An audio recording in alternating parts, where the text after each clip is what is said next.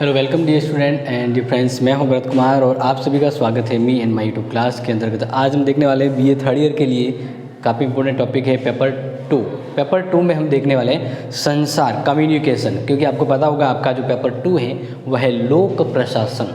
अब लोक प्रशासन के अंतर्गत ही हम काफ़ी आगे बढ़े हैं और आज देखने वाले हैं संचार कम्युनिकेशन। संचार का लोक प्रशासन के संबंध में क्या महत्व है, संचार के क्या प्रकार हैं और संचार किस तरह से लोक प्रशासन के लिए एक सहायक व्यवस्था के रूप में काम आ सकता है, तो वो ही देख रहे हैं।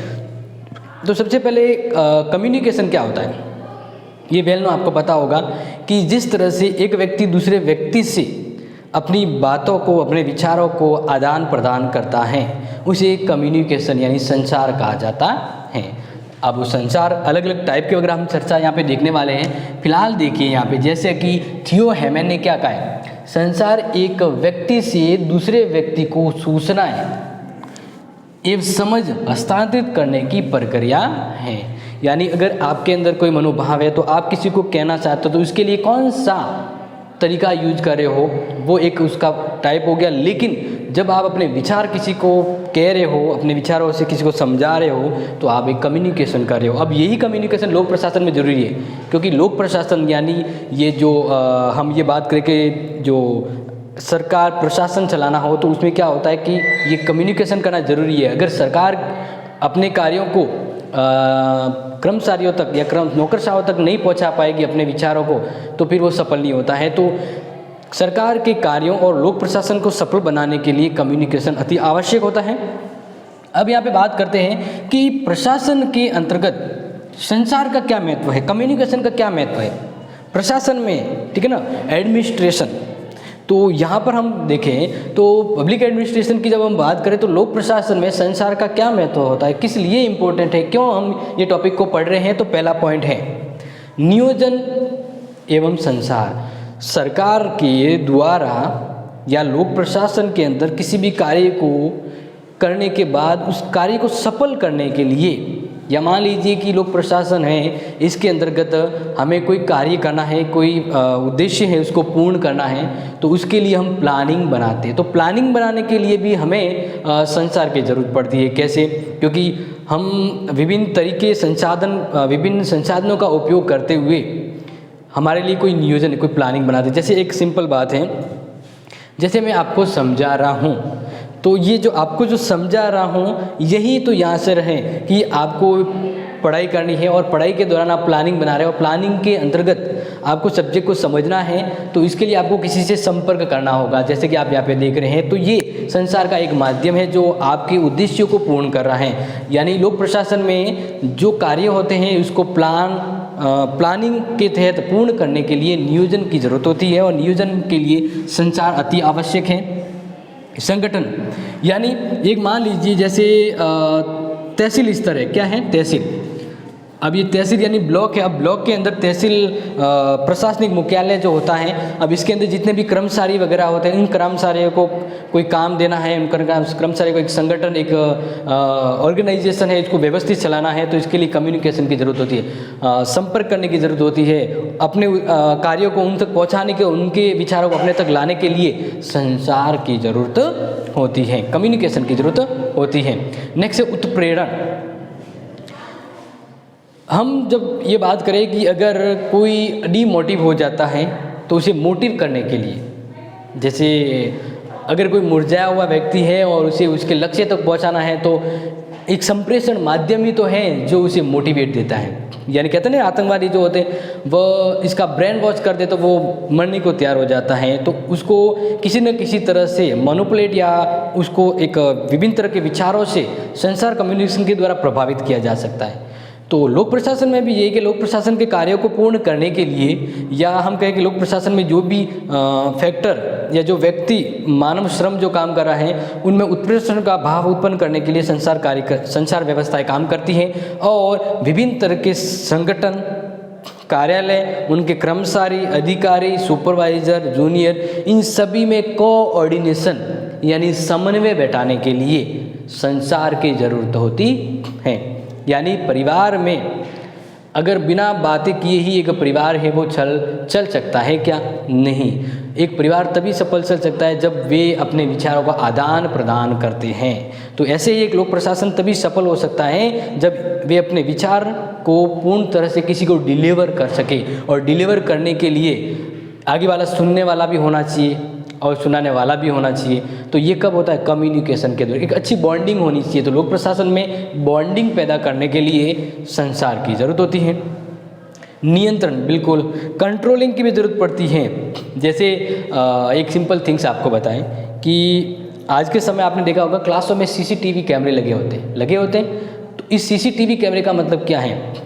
इस सीसीटीवी कैमरे के द्वारा एक क्लास को दूर बैठा व्यक्ति कंट्रोल कर सकता है, नियंत्रित कर सकता है और आदेश निर्देश दे सकता है।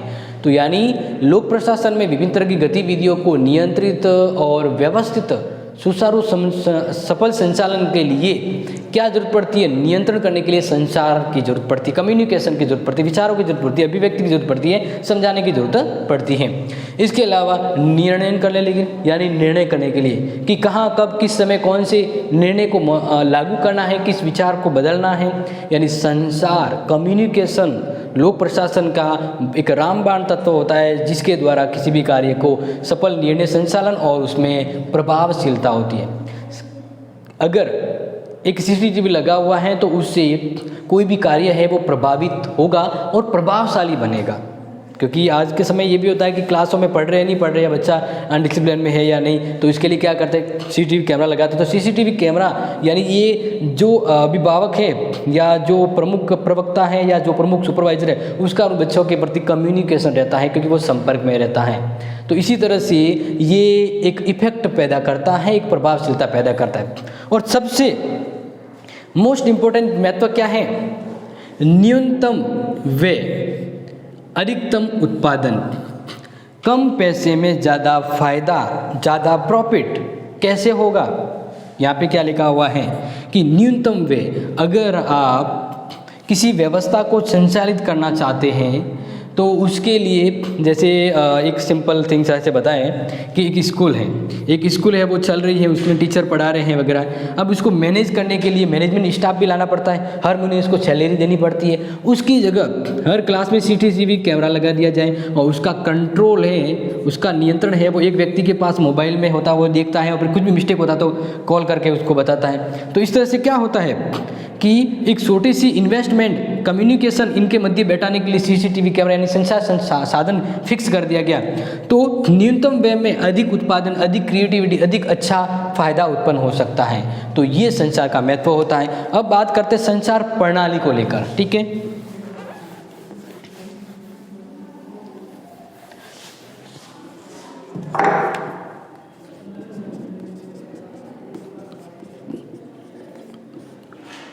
संचार प्रणाली, अब देखिए संचार प्रणाली यानी एक पूरा सिस्टम, कम्युनिकेशन सिस्टम कैसे काम करता है।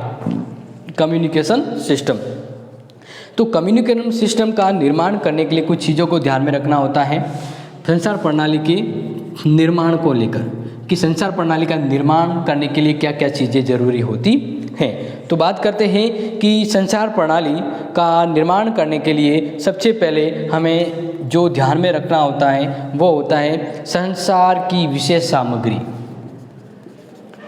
कम्युनिकेशन की विशेष सामग्री,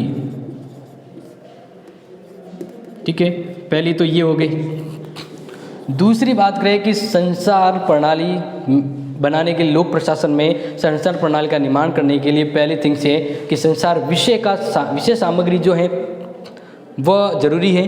दूसरी है संचार की विधि, संचार की विधि यानी कम्युनिकेशन का मेथड।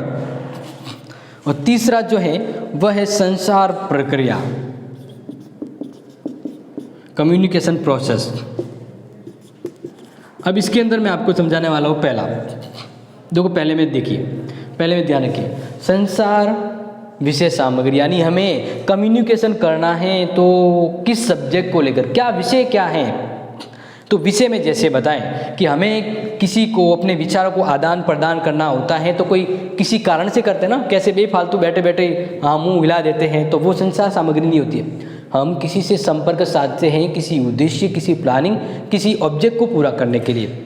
तो ऐसे तभी तो संचार का निर्माण होता है। तो संचार निर्माण का पहला ये सिस्टम हो गया कि संचार विषय सामग्री होनी चाहिए। जैसे बात करें कि निर्देश और आदेश देना हो, निर्देश या आदेश देना हो, ये अपनी विषय सामग्री होगी। किसी हम दूसरों से संपर्क साधते हैं क्योंकि उन्हें निर्देश देना है, आदेश देना है या सूचना पहुंचानी है, सूचना विचार। या इसके अलावा विषय सामग्री में एक और शब्द हम जोड़ सकते हैं, वो आप इंपॉर्टेंट रखें, तथ्य और मनोवृत्तियाँ। तथ्य,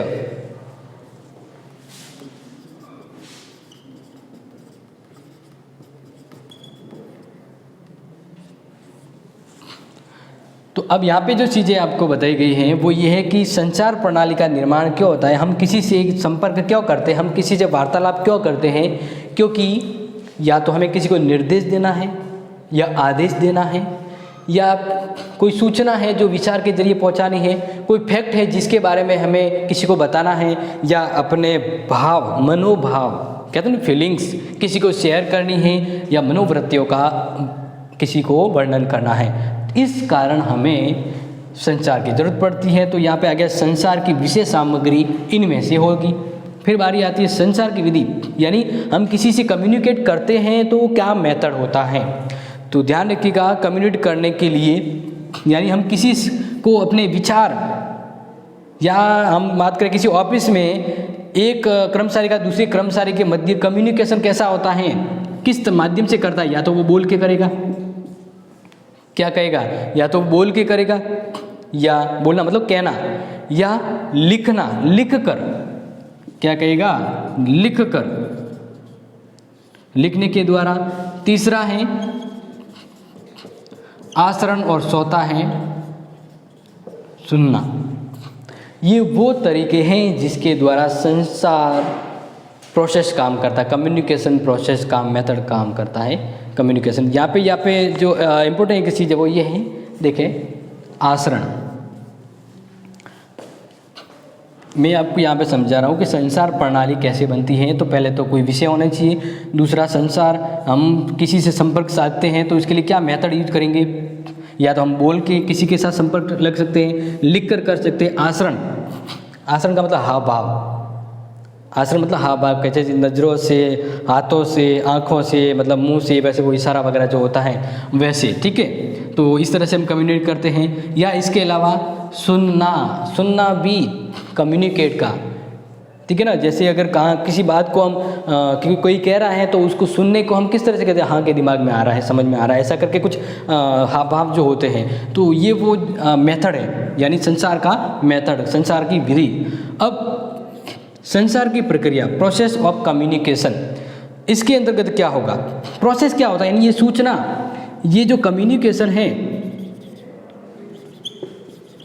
ये कम्युनिकेशन किस तरह से होता है, हम किसी से संपर्क साधते हैं, वो किस प्रकार से कार्य करता है, किस प्रकार से प्रोसेस होता है। तो सबसे पहले क्या होगा जैसे हम बात करें, सबसे पहले हमें कम्युनिकेशन करना है तो एक होता प्रेषक, यानी दो लोगों के मध्य कोई संपर्क करना है तो इससे पहले एक जना तो होगा कोई कहने वाला, यानी प्रेषक। जैसे मुझे आपको पढ़ाना है तो इसका मतलब मैं आपको समझाने वाला हूँ, मैं आपसे संपर्क कनेक्ट करने वाला हूँ, ठीक है। तो इसलिए मैं क्या हो गया, प्रेषक हो गया, भेजने वाला, या मैं संपर्क को शुरुआत में लेने वाला, संपर्क साधने वाला हो गया। इसके अलावा नेक्स्ट प्रोसेस में क्या होगा, नेक्स्ट प्रोसेस में होगा कि एक व्यक्ति होगा जो किसी संपर्क साधेगा, तो किस लिए, किसके द्वारा, एक सूचना के द्वारा। जैसे सरकारी कर्मचारी है, वह अन्यों को ऑर्डर दे रहा है, कोई सूचना दे रहा है, तो कर्मचारी क्या हो गया, प्रेषक, और ऑर्डर देना क्या होगी, सूचना होगी, ठीक है। यानी कैसे ये प्रोसेस काम करता है वो समझा रहा हूँ। और तीसरा हो गया कि ये सूचना कोई प्राप्त करेगा, जैसे सुपरवाइजर किसी अपने निम्न स्तर पर काम करने वाले अधिकारी को क्या देता है, ऑर्डर देता है, ठीक है। तो काम कैसे करेगी, कैसे संपर्क कैसे होता है, एक जना कहने वाला होना चाहिए, क्या कहना है वो होना चाहिए, और आगे वाला क्या होना चाहिए, सुनने वाला। इसके बाद लास्ट प्रोसेस होता है प्रतिपुष्टि। प्रतिपुष्टि का मतलब फीडबैक, क्या कहेंगे, फीडबैक। तो इस तरह से लोक प्रशासन में हो या लोक जीवन में हो, संपर्क होता है, कम्युनिकेशन होता है। ये वो मेथड है जिसके द्वारा संपर्क किया जाता है। तो लोक प्रशासन में भी ऐसे ही होता है, प्रेषक सूचना के द्वारा, और ये सूचना आगे डिलीवर होती है और फिर वो देता है फीडबैक। अब आगे आ जाते हैं कि संचार के प्रकार कौन कौन से हैं, वो जान लीजिए।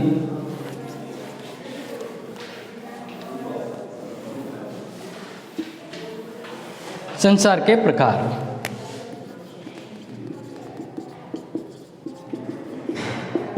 Type of communication. तो संचार का प्रकार देखो, पहला तो सिंपली बता देता हूँ। पहला प्रकार क्या होता है? मौखिक और लिखित। पहला तो हम संपर्क कर सकते हैं लिखित या मौखिक रूप में।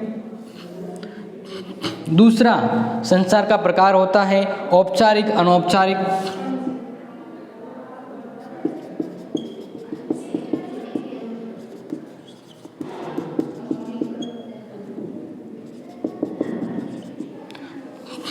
तीसरा जैसे हम बात करें कि कम्युनिकेशन का तीसरा प्रकार क्या होता है, तो वो है नीचे से ऊपर, ऊपर से नीचे।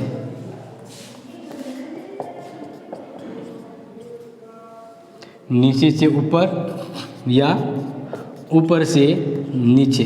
सर कहेंगे ये क्या तरीका है, ये क्या हुआ, ये कौन सा टाइप हो गया इसमें? तो देखिए समझा रहा हूँ।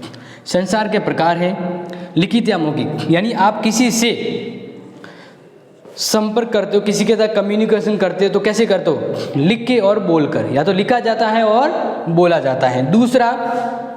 दूसरा संपर्क का प्रकार होता है औपचारिक, अनौपचारिक। यानी अगर कार्यालय की बात करें, ऑफिस में बात करें, विद्यालय में बात करें, तो एक व्यक्ति, एक स्टाफ, एक प्रधानाचार्य अपने स्टाफ को या एक प्रधानाचार्य अपने उप प्रधानाचार्य को जो जिस तरह से संपर्क करता है, वो कौन सा संपर्क हो गया, वह कौन सा संचार हो गया, कौन सी सूचना का प्रकार हो गया, वो हो गया संचार का टाइप औपचारिक। और एक हम बात करें अपने घर परिवार में संबंधियों के मध्य हम रहकर जो संपर्क करते हैं, हमारा जो वार्तालाप होता है, वो संचार का कौन सा हो गया? अनौपचारिक टाइप हो गया, औपचारिक, अनौपचारिक। एक होता है सीनियर से जूनियर को ऑर्डर देना या उनसे संपर्क करना। और दूसरा होता है, ये हो गया ऊपर से नीचे। देखो सीनियर बड़ा अधिकारी होता है, तो सीनियर से जूनियर, ये हो गया ऊपर से नीचे। ऊपर से नीचे यानी बड़े अधिकारी के द्वारा नीचे अधिकारी को कम्युनिकेशन किया जाता है कि भाई ये फलाना काम करना है। और एक होता है नीचे से ऊपर। नीचे से ऊपर मतलब जूनियर के द्वारा कोई काम, अधिकारी को सूचना मांगी जाती है तो उसके लिए संपर्क किया जाता है बड़े अधिकारी से। तो इस तरह से ये हो गया ये नीचे से ऊपर। तो ये समझ में आ गया, ये है संचार के प्रकार जो मैंने आपको बताए। और इस तरह से अगर बात करें तो जैसे कि लॉरेंस ने कहा है कि लगभग 70% जो कार्य है ना, वह लिखित और मौखिक में होते हैं। ये तो है ही, लेकिन ज़्यादातर 70% जो कार्य हैं वह लिखित और मौखिक में ज़्यादातर होते हैं। और इसी तरह से ज़्यादा देखा जाए तो उसमें भी मौखिक काम मौखिक तौर पे ज़्यादा होते हैं। अब बात करते हैं संचार प्रक्रिया के अंग कौन कौन से हैं। लास्ट में यहाँ पे हम देख लेते हैं संचार प्रक्रिया के अंग।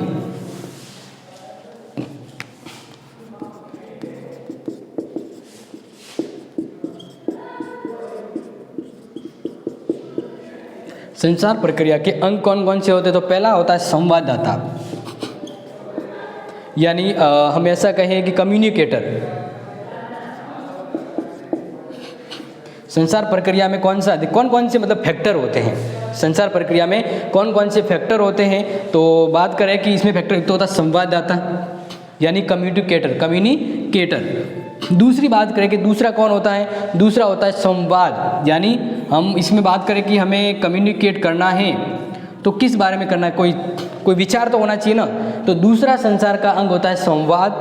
तीसरा होता है कि हम किसी से संपर्क कर रहे हैं तो हम किस तरह से करें, माध्यम क्या है, वे ऑफ टाइप, यानी मैं आपसे संपर्क कर रहा हूँ, मैं आपसे संपर्क में हूँ, किस माध्यम से, ऑनलाइन माध्यम से हूँ। तो ये संपर्क का अंग हो गया, माध्यम। नेक्स्ट बात करें चौथा क्या अंग होगा कि संवाददाता, यानी ये तो हो गया कम्युनिकेटर, और ये हो गया विचार जो भी मैंने समझाया था, माध्यम। और इसके बाद ये माध्यम जिस तक पहुंचाना यानी प्राप्त करता, क्या कहेंगे, प्राप्त करता। और लास्ट में जैसे मैंने बताया था फीडबैक, क्या हो गया, फीडबैक, प्रतिक्रिया।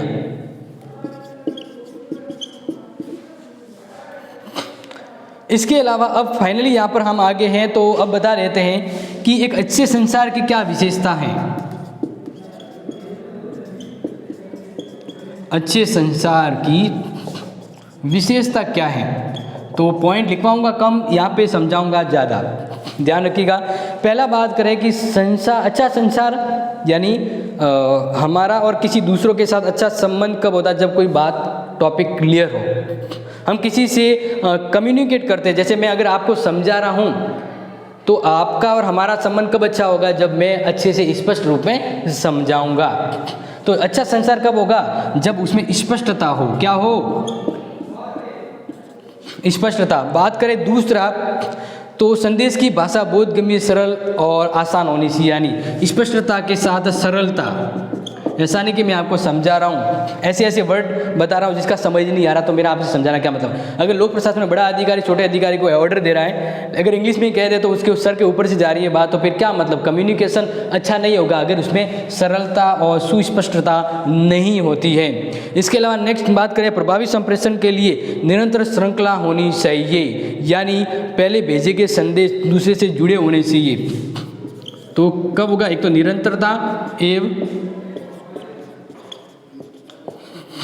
श्रृंखला, यानी अगर मैं किसी को लोक प्रशासन में कहीं बड़ा अधिकारी किसी अधिकारी को कुछ कह रहा है, उसे संपर्क साध रहा है, तो उसकी कुछ कड़ी होती है कि पहला जो ऑर्डर दिया था और ये ऑर्डर में क्या तालमेल है, इस तरह से उनके मध्य अच्छा कड़ी है, अच्छा संबंध होता है। अगर मैं ये समझा रहा हूँ लोक प्रशासन का ये टॉपिक, तो ये सभी समझ में आएगा जब आपने इससे पहले कोई समझा है, कोई पढ़ा है, तो तभी तो समझ में आएगा, तभी अच्छा कम्युनिकेशन बैठेगा। तो यानी निरंतर और श्रृंखला, एक श्रेणी होनी चाहिए। क्या होनी चाहिए, श्रेणी होनी चाहिए। इसके अलावा बात करें, अच्छा संसार है वो समय पर होता है, ठीक है ना, और स्थान पर एक निश्चित समय पर दिया जाता है। तो अच्छा संसार अच्छा कब बनता है, जब उसमें समय एवं स्थान का ध्यान रखा जाए। ऐसा नहीं अचानक रात को बड़ा अधिकारी छोटे अधिकारी को फ़ोन करके ऑफिस में आ जाके प्रिंट फोटोकॉपी निकालनी है, तो ये इस तरह का कम्युनिकेशन है, बस समय को ध्यान में न रखकर किया जाए तो वो निम्न अधिकारी वो बड़े अधिकारी के आदेश संसार की अवहेलना करेगा। क्या करेगा, अवहेलना। तो समय और स्थान को महत्व दिया जाना चाहिए। और इसके अलावा अच्छे संचार के लिए जो विधि प्रयुक्त की जा रही है, जो संदेश दिया जा रहा है, वह सही व्यक्ति तक पहुंचना चाहिए, सही गंतव्य तक। मेरा ऑर्डर, मेरी बातें, मेरा कम्युनिकेशन, मेरे संचार प्रणाली सफल तभी बनेंगे जब मैं किसी से समझा रहा हूँ, मैं मेरी बात उसी तक समझा रहा हूँ जो समझने वाला है। तो इस तरह से अगर मैं मेरी बातों को सही जगह डिलीवर कर रहा हूँ, तभी संचार कम्युनिकेशन सफल होता है। अगर मैं अदर ऑब्जेक्ट को सामने रखूँगा तो वो चीज़ें प्रॉब्लम होगी। अब बात करते हैं कि कम्युनिकेशन में बाधा क्या है। एक अच्छा कम्युनिकेशन सफल नहीं हो पाता, इसमें क्या बाधाएं होती है। तो पहला तो बाधाएं होती है भाषा।